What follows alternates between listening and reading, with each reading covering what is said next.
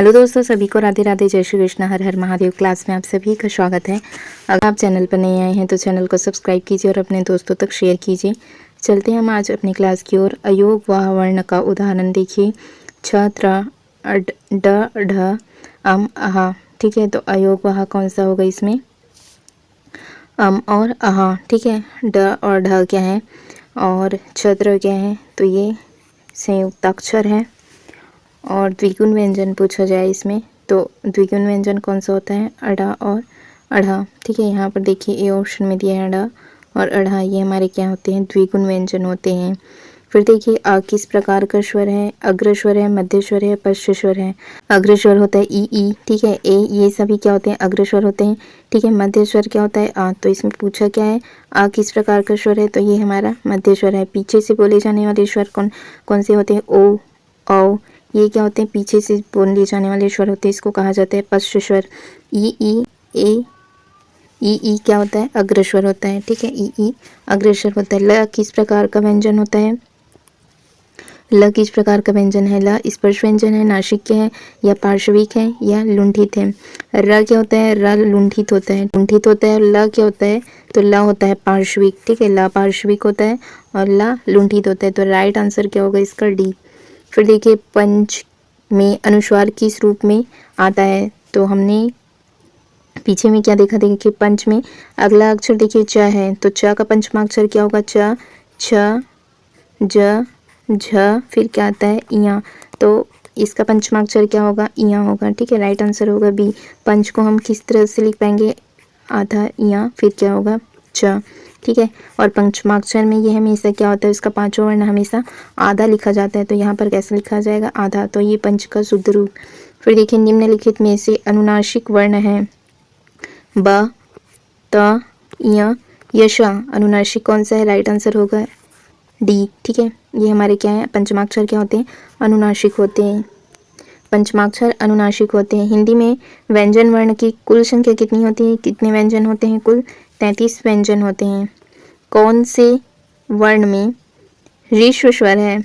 आ ई उ री में, आ ई उ री में, या फिर आ ई आ उ, या बड़ा आ में, छोटा उ, बड़ा ई, आ, या फिर री में। राइट आंसर क्या होगा? बी। ये क्या होते हैं? आ ई उ और री, ऋस्व स्वर, इसको मूल स्वर भी कहा जाता है। फिर देखिए स्पर्श व्यंजन वाला वर्ण कौन सा है? य, र, त, ल, य, र, ल, व, या फिर क, च, त, प, या फिर होगा श, श, ह। तो इसमें राइट आंसर होगा क, च, त, प। ठीक है, इसको हम कैसे याद रखे थे? कचट तब से। क, फिर च वर्ण है, क वर्ग, फिर च वर्ग, फिर ट वर्ग, फिर ता वर्ग, फिर आएगा पा वर्ग। कचट तब से आप इसको याद करेंगे। ये हमारे क्या स्पर्श व्यंजन है।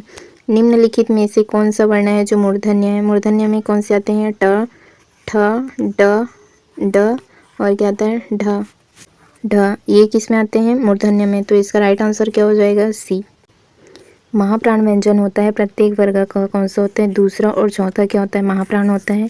1, 3 और 5, पहला, तीसरा और पांचवा ये क्या होता है? अल्प प्राण होता है।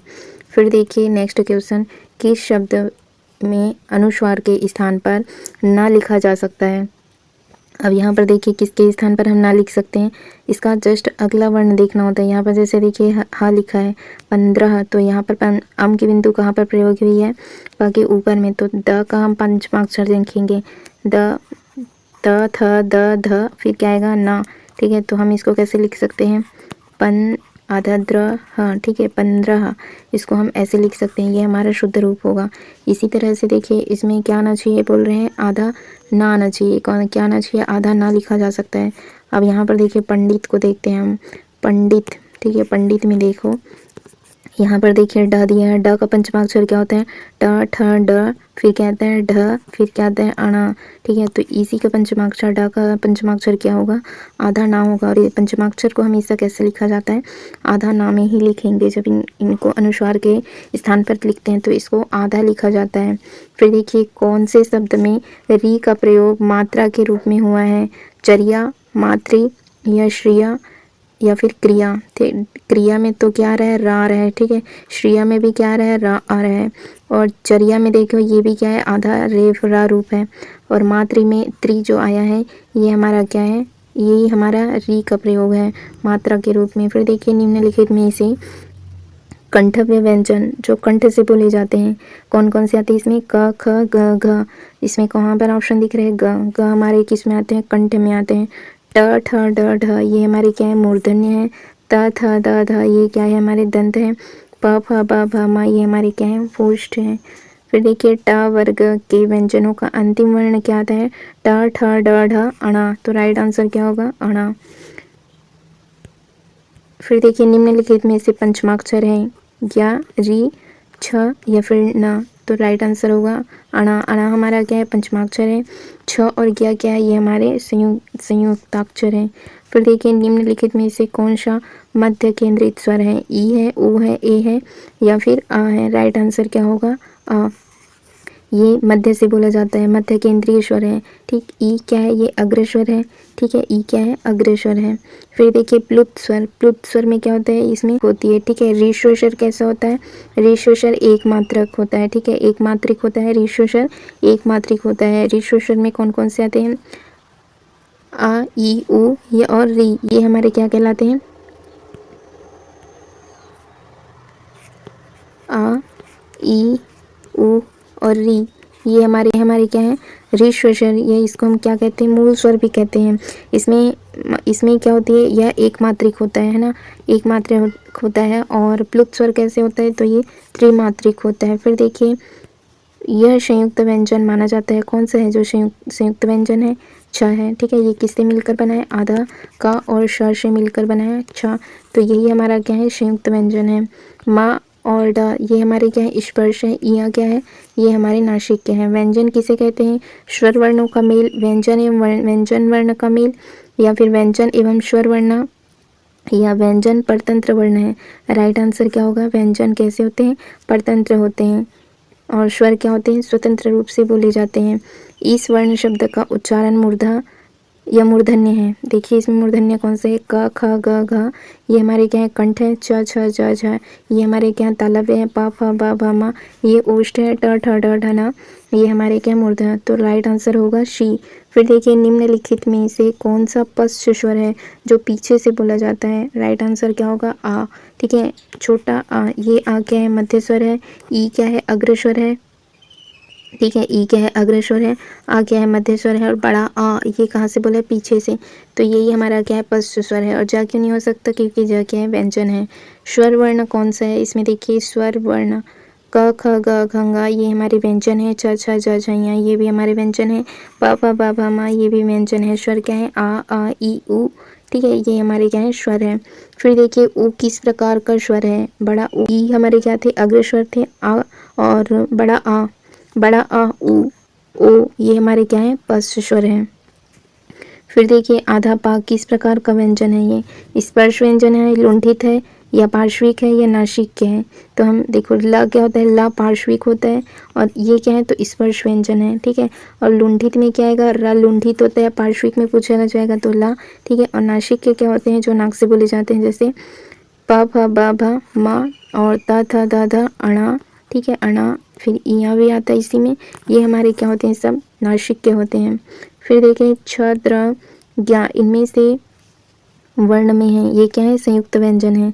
छ किससे बना है? आधा का और श से बना है छ। ठीक है, ये छ इससे बना है। त्र किससे बना है? आधा ता और र मिलकर क्या बना है? ये त्र बना है। ठीक है, और ज्या किससे बना है? आधा जा। ठीक है, और किससे? इया से मिलकर बना है ये ज्या। फिर देखिए ई और ई किस प्रकार के वर्ण हैं? ई और ई। ठीक है, तो ये वाला ई क्या है? विवाह किसका? ई यश का। ऐसा हमने देखा था। ठीक है, तो विवाह में देखो आ और विसर्ग और क्या आया था? हाँ, ये हमारे किस में आते थे? कंठ में। ठीक है, फिर क्या आएगा? ई। ठीक है, ई ये किस में आते हैं? तालव्य में आते हैं। ठीक है, तालव्य में आते हैं। और य श ये किस में आते हैं? तालव्य में। तो राइट आंसर होगा इसका डी। किन व्यंजनों को अर्धस्वर कहा जाता है? किसे हम अर्धस्वर कहते हैं? य और व। ठीक है, ये हमारे क्या है? अर्धस्वर। इसको अर्धस्वर क्यों कहा जाता है? जैसे कि हम कोई शब्द लिखें, जैसे कविताएं। ठीक है, कविताएं कविताएं ऐसा भी लिखा जा सकता है। और इसी ए को हम कैसे भी लिख सकते हैं, कविताएं। इस या के जगह पर हम किसका प्रयोग कर सकते हैं, ए का प्रयोग कर सकते हैं। ठीक है, तो ये इसके जगह पर इसका प्रयोग हो सकता है, इसलिए ये क्या है, हमारे स्वर हैं, अर्ध स्वर हैं। ठीक, निम्नलिखित ध्वनियों में इसे बताइए कि कौन सा वर्ण है जो ओष्ठ नहीं है। ओष्ठ में कौन से आते हैं, प फ ब भ म। प भी आता है, फ भी आता है और फ भी आता है। यह इसमें नहीं आएगा। ठीक है, तो नहीं पूछा गया है, तो राइट आंसर होगा डी।